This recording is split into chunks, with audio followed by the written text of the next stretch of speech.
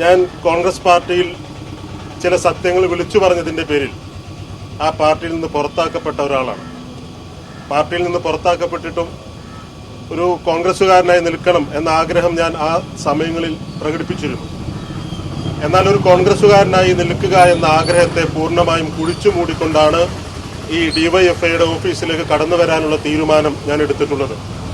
കാരണം കോൺഗ്രസ് പാർട്ടി ഏതു വർഗീയതയുമായി ചേർന്നിട്ടാണെങ്കിലും വി.ഡി. സതീശന്റെ നേതൃത്വത്തിൽ അധികാരത്തിലെത്താൻ വേണ്ടി ഏത് വർഗീയതയുമായി ചേരാൻ ഒരു മടിയുമില്ലാത്ത പാർട്ടിയായി കോൺഗ്രസിനെ മാറ്റിക്കൊണ്ടിരിക്കുകയാണ്.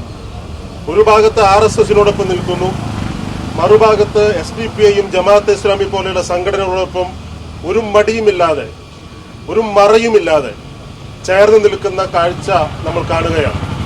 എന്നാൽ ആ കാര്യത്തെക്കുറിച്ച് ഒരു വിശദീകരണം തരാനോ നമ്മൾ ഉന്നയിച്ച കാര്യങ്ങളിൽ ഒരു മറുപടി പറയാനോ ഒരു വിലയിരുത്തൽ നടത്താനോ തിരുത്തൽ വരുത്താനോ ആ പാർട്ടി തയ്യാറല്ല എന്ന് ആവർത്തിച്ചുകൊണ്ടിരിക്കുകയാണ്. ആ പാർട്ടി പാലക്കാട് ഒരു തെരഞ്ഞെടുപ്പിൽ വിജയിച്ചു എന്നതുകൊണ്ട് യഥാർത്ഥത്തിൽ സ്റ്റാറ്റസ് കോ നിലനിൽക്കുകയാണ് ഉണ്ടായത്. പാലക്കാട് UDFന്റെ സീറ്റ് UDF പിടിച്ചു, ചേലക്കരയിൽ ഇടതുപക്ഷം ജയിച്ചു. പക്ഷെ ഒരു തെരഞ്ഞെടുപ്പിലുണ്ടായ വിജയം എല്ലാത്തിനുമുള്ള ന്യായീകരിക്കപ്പെടാൻ കഴിയുന്ന ഒരു തീർപ്പാണ് എന്ന നിലയിലേക്ക് കോൺഗ്രസ് എത്തുകയാണ്. കഴിഞ്ഞ 3 ടേമായി ഇന്ത്യയുടെ ഭരണസാരഥ്യത്തിൽ നിന്ന് മാറ്റി നിർത്തപ്പെട്ട കോൺഗ്രസ് അധികാരത്തിൽ വരുന്നതും അല്ലെങ്കിൽ തെരഞ്ഞെടുപ്പിൽ ജയിക്കുന്നതുമാണ് ആ ന്യായാന്യായങ്ങളുടെ തീർപ്പ് എന്ന നിലയിലേക്ക് കോൺഗ്രസ് പാർട്ടി എത്തുന്നുണ്ടെങ്കിൽ അവരോട് എനിക്ക് പ്രത്യേകിച്ചൊന്നും പറയാനില്ല എന്നാണ് ഈ അവസരത്തിൽ എനിക്ക് ഓർമ്മപ്പെടുത്താനുള്ളത്. തിരുത്തൽ വരുത്തും എന്നുള്ള പ്രതീക്ഷ നമുക്കുണ്ടായിരുന്നു.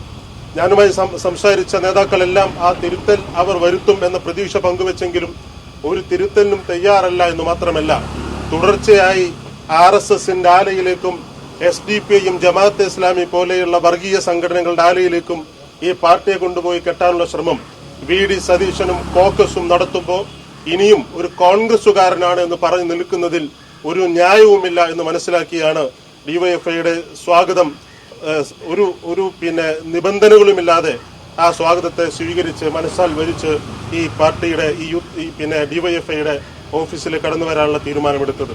തുടർ ദിവസങ്ങളിൽ ഈ പാർട്ടിയുടെയും ഇടതുപക്ഷ സംസ്കാരത്തിന്റെയും ഇടതുപക്ഷ രാഷ്ട്രീയത്തിന്റെയും ഒരു വക്താവായി, ഒരു പ്രചാരകനായി, ഈ പാർട്ടിയുടെ ഒരു എളിയ പ്രവർത്തകനായി, ഡിവൈഎഫ്ഐയുടെ ഒരു എളിയ പ്രവർത്തകനായി പ്രവർത്തിക്കാനുള്ള അവസരം മാത്രമാണ് ഞാൻ ആഗ്രഹിക്കുന്നത്.